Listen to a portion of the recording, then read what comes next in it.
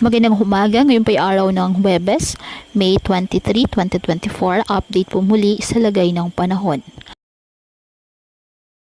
Ayon sa pag-aasa, patuloy pa rin na umiiral ngayon ng easterlies sa ating bansa.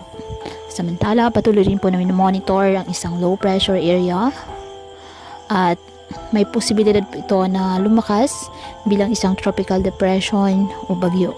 Malawak ang sakop ng kalupaan ng nasabing low pressure area habang ito ay papalapit po sa kalupaan ng ating bansa.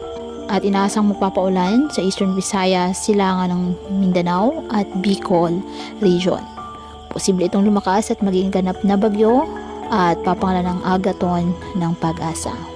At kung sakali ito ang pinakaunang bagyo na mabuo sa loob ng ating Philippine Area of Responsibility ngayong taong 2024.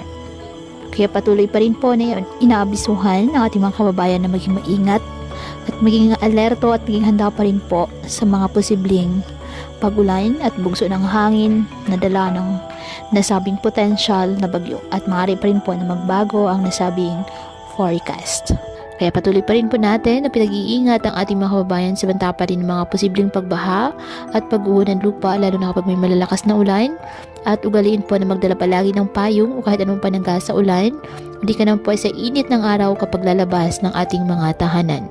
At yan po muna ang update sa lagay ng panahon ngayong araw.